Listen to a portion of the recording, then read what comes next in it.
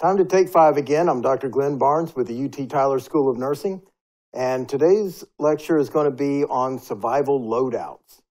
Now, when I speak about survival loadouts, I'm talking about the different levels of gear that you will have on you or have with you at any given point in time.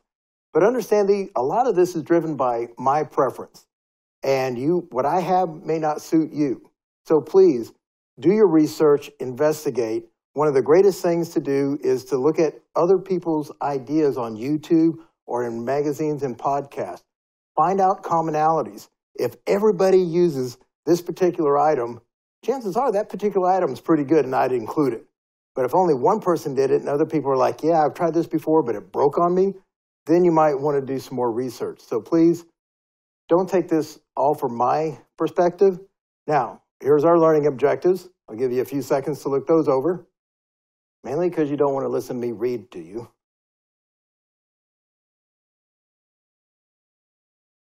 Now, our loadout levels, first of all, is the EDC, or everyday carry. Now, when we get to the next two, you're going to find a lot of different ways people refer to these bags. This is just the terminology I learned. So it's a bailout bag, then a bug out bag, and then what's called the inch bag, or the I'm not coming home bag. So let's start with the EDC, or everyday carry. So this has to be something that is easily carried on your person. I've seen some people do this is my EDC, and it takes over a table and a half. It's like, no, you're not going to carry all that. So it needs to be something that you carry with you at all times. There's going to be a part 2 of this where I actually break down the different items in each of these loadouts, and you're going to see what I carry.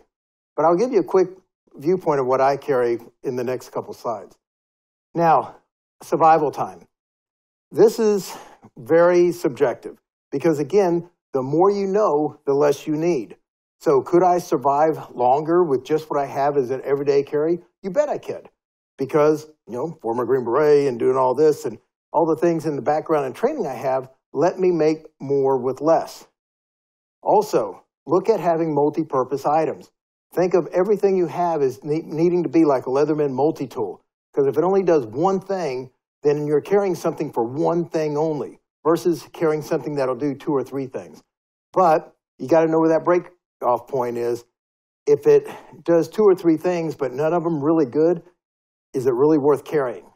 So again, take these things, work with them, play with them, do your research, find out what other people are saying about these items, then see if that's something you want to invest in, especially if it's an expensive item. If it's cheap, hey, buy one, take it out, work the dog out of it.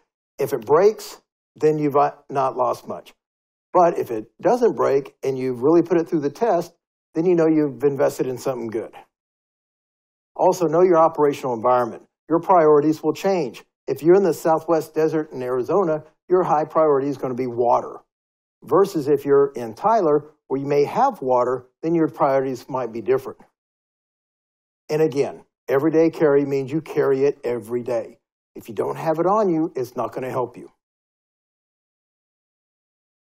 So, when it comes to everyday carry, I have the big 3, which is a source of light, such as a small pocket flashlight, a source of fire, it could be a Bic lighter, and a sharp pointy thing. So a pocket knife or a multi-tool. So I have different things for different carries. So for my everyday, in my jeans, I have a fairly significant size pocket knife and flashlight. If I'm going out a little bit nicer like I'm wearing today, I'll carry a smaller pocket knife and a smaller flashlight. If I'm getting really dressed up, I have a small flashlight and an even smaller pocket knife. And then a mini Bic goes with all of them. Then we have what's called an EDC tin. This is actually just an Altoids Mint tin, the mini tin, and we're going to go over what's in that in the next slide. Personal defensive items I'm not carrying right now, but understand that 1, I'm from Texas, 2, I'm special operations, so I'm generally probably going to carry a defensive item with me. That's just who I am and what I do. If it's not good for you, then don't worry about that. Also, have redundancies. It's got to be comfortable to carry every day. I am not going to wear this in a 3-piece suit. I will wear this in a three-piece suit.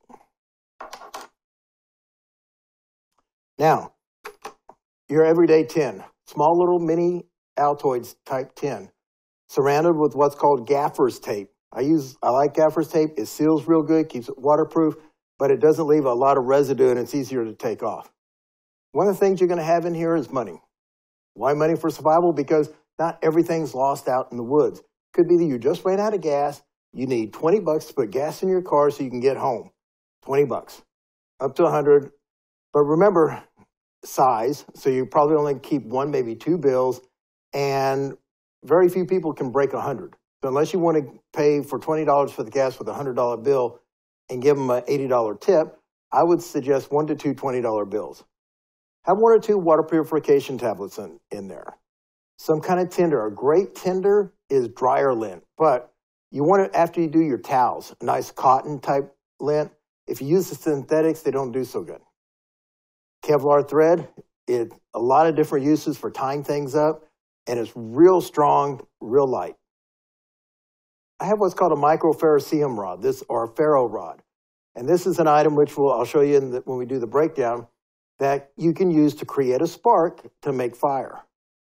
I also have a little tiny micro light, a whistle, a razor blade, steri strips to help patch boo-boos, then a micro USB drive. We're going to talk about that drive in the next slide. And something for diarrhea and something for pain. All in a little tin that always goes in one of my pockets. Now, the USB drive. First of all, they're going to have a lot of personal sensitive information on this. So please, please, please make sure it's got a good encryption and you remember what the password is. So these are scanned copies of all your IDs, your driver's license, social security, work or school ID, electronic copies of your mortgage, your insurance papers, pet records, investment portfolios, your vehicle titles, lease agreements, and photographs of all your high value items that you use for insurance.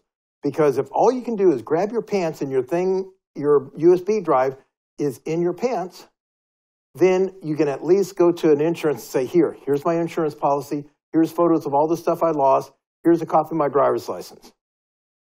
All of this in a little micro USB, which now they're getting so small, it could be wafer thin. Again, can't stress hard enough, it's got to be encrypted, and you have to be a password that you can remember. And if nothing else, give the password to a family member that is not living with you.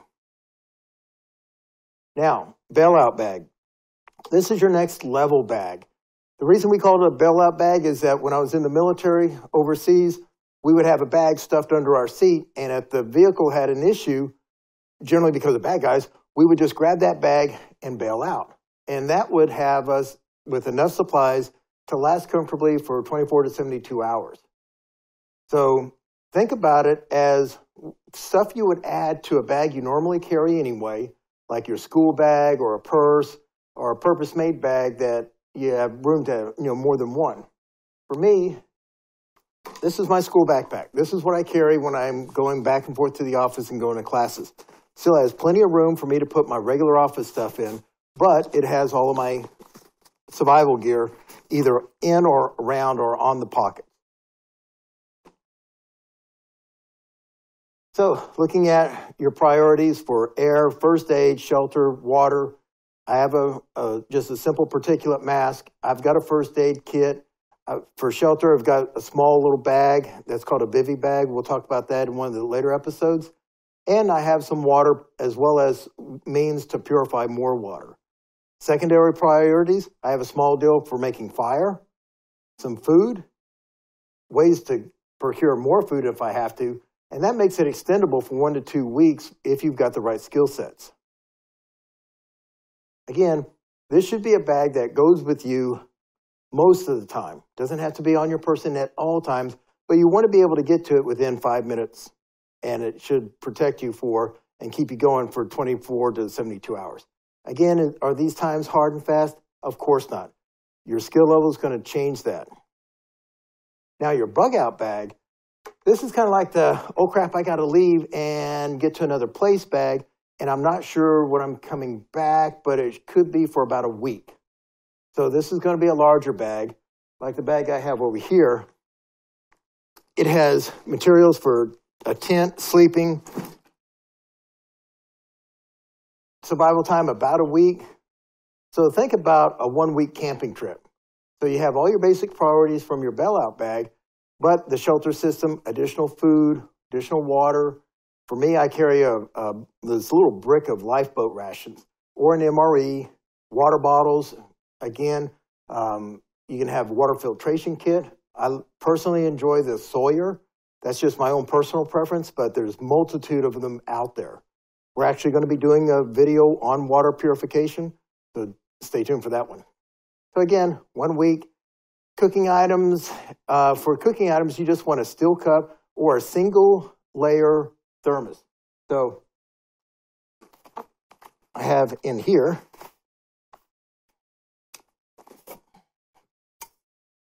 a standard cup, metal cup, stainless steel cup, and a wide mouth, single-walled metal bottle.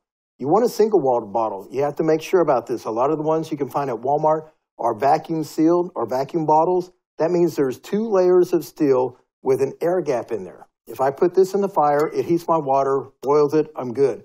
If I put one of those vacuum thermal bottles in there, that airspace between the 2 expands and it ruptures the bottle.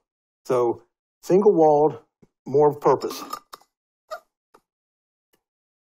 The cup, just a standard cup, fits in there.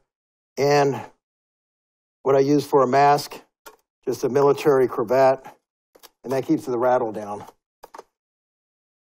And we will go into way more detail about this, but I just wanted to give you an idea of certain things you want to get and things you want to look at when you purchase these items. Again, do your research. So the inch bag, the I'm not coming home bag. Now, this is not because aliens are coming and the world's gone to war. It could be as simple as there's a tornado, wildfire, industrial accident, something that may compromise the integrity of your home, and you'd rather not go to a FEMA camp versus going to Tyler State Park, and you guys just camp out for a while. It's designed for a more long-term sustainment. So your time is indefinite, flexible, and it's basically camping and bushcraft, and it's limited only by your skill. The higher skill, again, the lower amount of gear you need. And it's also entitled by your vehicle. Sorry, Priuses, but if I can load more stuff into my truck, I'm going to load more stuff in my truck, and I'm going to go camping while they figure out what's going on with my home. Now, personal defensive items. This can be a touchy subject. So let me just start off by saying any defensive item is dangerous, okay? It's meant specifically to hurt people. So you got to use it with caution. You've got to know how to use it. And I'm not talking about going to YouTube and seeing how they use the samurai sword and they think, oh, I'm going to take this. Learn from an expert. Know the laws in your area. Know your survival setting and, will it be steel and concrete or, you just have to understand your operational environment. Again, understand my background as being military special operations. I'm very familiar with weapons. So I've also been a martial artist since I was 17. So again, very familiar. If you are not comfortable with these items, do not get them. Just don't get them. If the idea of having a taser scares the living daylights out of you, don't buy one. And if you do buy one, go to an expert and figure out that you don't touch the sparky end, okay? You've got to learn how to use these items. And if you're going to find something with lethal force, and because sometimes lethal force might be your only option, there are no do-overs, okay? So you absolutely have to know that you're doing the right thing. If you're not, don't do it. So, under defensive items, striking item. Basically, anything hard you can hit somebody with. A throwing item is the same as a striking item, only you're going to throw it away and you may not get it back. Chemical items such as mace work really good with most people, but understand that the wind change can make it mace you. So you have to be very careful with, and if it's in your pocket and the safety comes off and it tear gases the inside of your purse or your school bag, you're going to have a hard day. Again, ballistic items. They can be large. They're very obvious sometimes. They're really loud. They require maintenance and ammunition. And unless you're licensed and licensed to carry that, it could be against the law, and that's something you don't need. So remember that not all threats are zombies. Unless you're a Chihuahua, then yes, all threats are zombies. I have two of them, the mailman, the UPS guy, everybody's a zombie.